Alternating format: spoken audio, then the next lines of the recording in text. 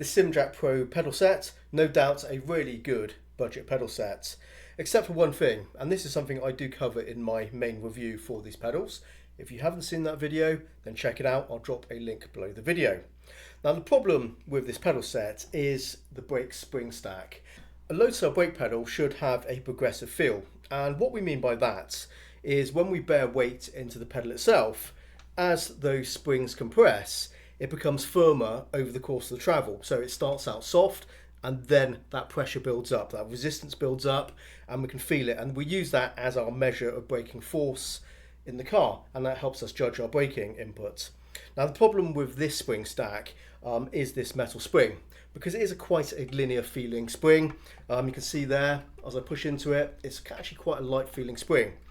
And there's just far too much pedal travel as well. It's just a very vague feeling brake pedal, very difficult to brake with good consistency and precise control, and that's a problem. So today we're going to try and fix that issue using 3D Wrap's brake elastomer kit. Now I have two types here, and I've got a couple of sets of them, so let me put them together so you can see a difference.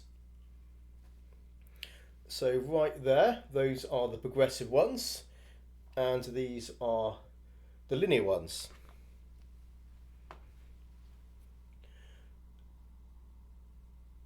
So linear, progressive. Now what we're going to do with these, we have a few options. So first off, we can just swap out that metal spring with one of these, or we can stack them up and maybe use some of the pre-existing stock elastomers with these. So we can mix them up, so we can have maybe a couple of these, a couple of those. Or indeed, we can just basically take out the entire stack here of the actual stock elastomers and the spring and just use all of these.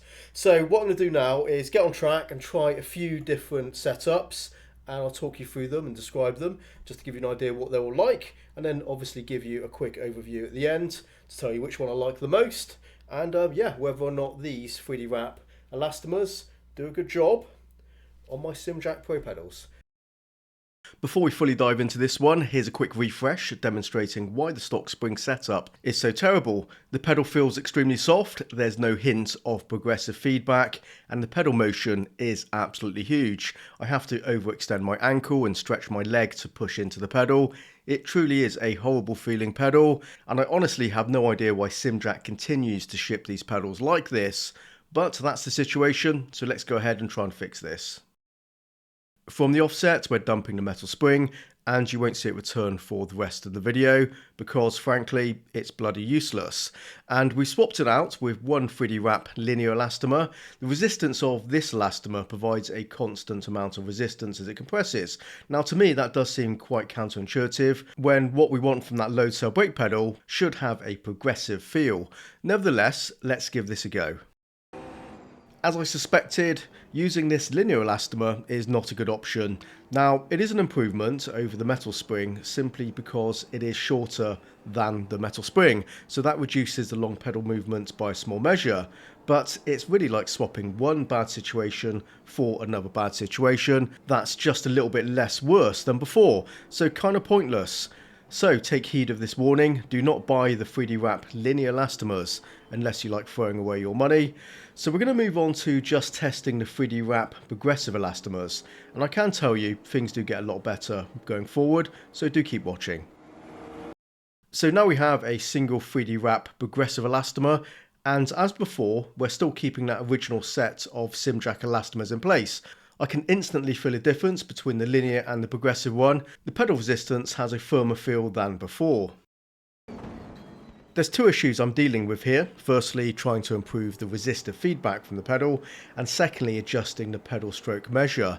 The longer the pedal travel increases the time it takes to get on the brakes, and that's not ideal for racing. The 3D Wrap progressive elastomer has made an improvement to the sensation, but the pedal travel still remains excessive. Braking feels sluggish and less responsive than it should be. I need to push far into that pedal to get any meaningful braking done. The brake spring is a combination of multiple pieces, not just one section, so it all needs to work together to get that right balance. So we're going to try something else, another combination, and see if things get better. We're splitting the difference here with two 3D Wrap progressive elastomers paired with two Simjack stock elastomers.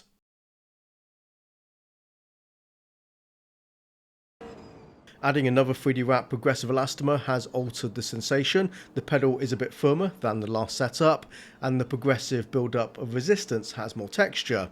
It's a bit more enhanced. The pedal travel is still longer than I'd like, but on a positive note, I feel more connected with the car. We're still not there yet, but I do feel more confidence on the brakes than I did previously, so we are showing some progress here. Now let me explain what's going on here. The rod is only partially threaded along its length, so we need to take this into account so the collar can fully screw down and clamp on the spring stack. So to make this particular setup work, I needed to introduce a skateboard bushing at the base of the stack as a spacer. Now the skateboard bushing is firm, so its purpose is not to provide any compression, though it will flex a bit. If my Simjack brake pedal felt like this when it arrived out of the box, I'd be satisfied. Braking feels responsive and precise, and I can tell a difference that I'm more competitive during this race over the previous spring setups I've tested so far. You do need to take into account there is a subjective aspect to this review, and I still have to say this is not the perfect brake setup for me, but I can't deny this combination is effective, and at the end of the day, that's what counts the most. For me, I want to tighten that brake travel, shorten it a tad more to suit my personal preference, but I would imagine there will be some people that will find this is already a perfect setup for them, so I'm giving this one a thumbs up because it does work. Here I've taken out the Simjack elastomers and just using the two 3D wrap progressive elastomers. As before, I've had to pad out that stack because of the short thread on the rod, this time with two skateboard bushings. Unfortunately, that still didn't give me enough height on that stack, and I didn't have a third skateboard bushing, so in the end I just used half a dozen metal washers to fill the gap. Now it is a bit of a hash, but it was worth the effort. And the good news is, this final setup releases the full potential of the 3D wrap elastomers. The pedal travel, the progressive firmness of feedback is excellent. For me, this hits the sweet spot for the brake feel and response I'm seeking. It's accurate and consistent. I'm really happy with the results here. Underneath is the same pedal, the same load cell sensor, but the difference it makes when you get this figured out using the right spring setup, it ends up being a completely different pedal from how it started out.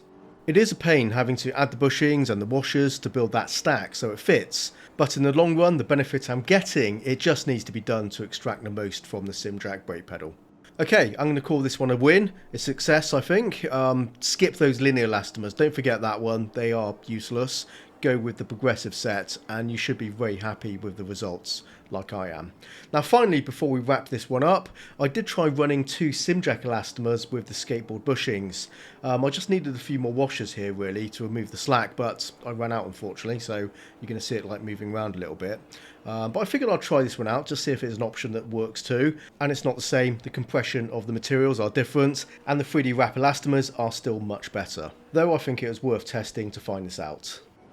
Hit the like to let me know if you found this video useful. That just helps me understand if this kind of subject matter is something I should continue to cover in the future.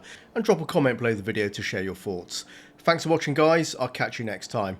And until then, happy simming and bye bye.